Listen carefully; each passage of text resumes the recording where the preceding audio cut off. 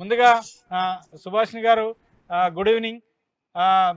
ముఖ్యమంత్రి రేవంత్ రెడ్డి చేస్తున్నటువంటి వ్యాఖ్యలను వరుసగా 2-3 రోజులుగా మీరు చూస్తున్నారు. మీ నాయకుడు కేంద్ర మంత్రి అయినటువంటి కిషన్ రెడ్డిని టార్గెట్ చేసి మరీ రేవంత్ రెడ్డి విమర్శలు చేస్తున్నాడు.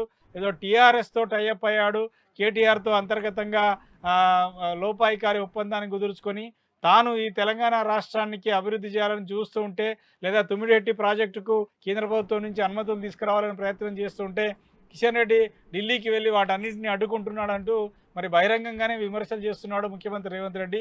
ఇందులో వాస్తవం ఉందా? నిజానికి కిషన్ రెడ్డి రేవంత్ రెడ్డి ముందుకు వెళ్లకుండా అభివృద్ధి సంక్షేమ కార్యక్రమాలను తెలంగాణలో అమలు చేయకుండా అడ్డుకాలు వేస్తున్నాడా? సుభాష్ని గారు, కొంచెం రేవంత్ రెడ్డి గారు ఈ మధ్యన చేసే రిమార్క్స్ మాత్రం కొంచెం అస్టానిషింగ్ గా రిడిక్యులస్ గా ఉన్నాయండి.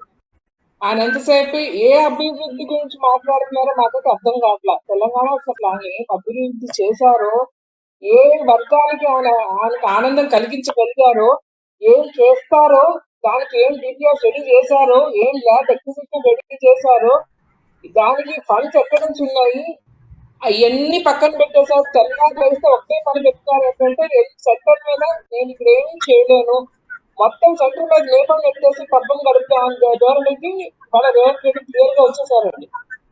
Given up.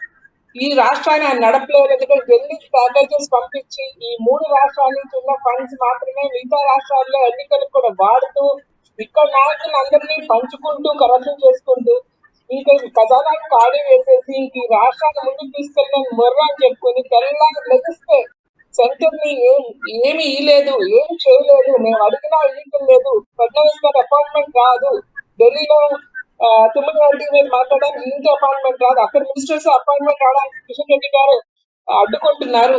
ఏం పని అండి కిషన్ రెడ్డి గారు? తెల్లారి ఈ పని తప్పితే వేరే పనులు లేవా?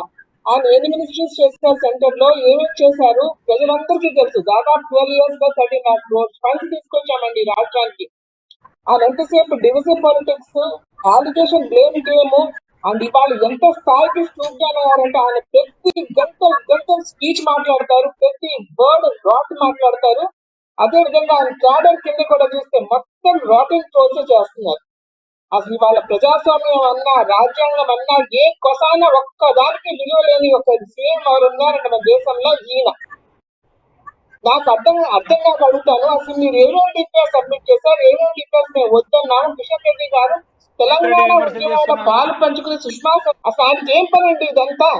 దేవుడికి పట్టేసి అపార్ట్మెంట్ కిషన్ రెడ్డి గారు ఇప్పించాలా? సెంట్రల్ ఫండ్స్ ఏదో మీరు ఇవాళ రాష్ట్రాన్ని నడుపుతారు, మీ ఫండ్స్ అంటూ ఏమీ లేదు. ఆ సెంటర్ చివరికి సీఎం అపాయింట్మెంట్స్ కూడా సెంట్రల్ మినిస్ట్రీ కేసు పెడితే మీరు ఎందుకు అధికారంలో జరుపుకునే కూర్చుంటాం కదా? మీరు కూర్చోవడం అన్ని పనులేమో సెంటర్ ఫండ్ కావాలి, సెంట్రల్ మినిస్టర్స్ మాట్లాడి పెట్టాలి, అన్ని కట్టు పెట్టాలి. నువ్వు మాత్రం హైడ్రా మెషిన్ పెట్టుకుని ల్యాండ్స్ కబ్జా చేస్తూ కూర్చుంటావు. నువ్వు మాత్రం తుమ్మిడి హార్టీ మీద మాట్లాడతావు, ఈ పాలమూరు రంగారెడ్డి మీద మాట్లాడతావు, మూసి రివర్లైజేషన్ మాట్లాడతావు. ఎందుకంటే నీకు మొత్తం ఖజానా ఖాళీ అయింది. ఇప్పుడు ఢిల్లీ పంపించడానికి లేదు, నీ మినిస్టర్స్ తినడానికి లేదు. కాబట్టి నెక్స్ట్ 2 ATM 3 సెంటర్స్ ఓపెన్ చేసుకుంటే గానీ మనకి ఎన్ని ఫిల్ అవ్వని చెప్పి వాటి మీద మాత్రమే ఫోకస్ పెట్టి మిగతా అన్ని కాల్ రాసేసాం. 6 గ్యారంటీస్ ఏమని, హండ్రెడ్స్ ఆఫ్ డిక్లరేషన్స్ ఇచ్చావు. ఏమన్నా ఒక్క చివరికి గింజ కూడా నేను కొంటానని చెప్పి వాగ్దానం చేశావు తెలంగాణ రైతులకి. ఇవాళ ఏమని మాట్లాడుతున్నావు? వాటి ప్రొక్యూర్మెంట్ అంతా మొత్తం అన్ని డబ్బులు మేము సెంటర్ ఇచ్చినా చివరికి అలాగే డబ్బులు కూడా సెంటర్ ఇస్తే ప్రొక్యూర్మెంట్ కూడా నేను మొత్తం డేటాతో చెప్తానండి ఎంత ప్రొక్యూర్మెంట్ చేశామో.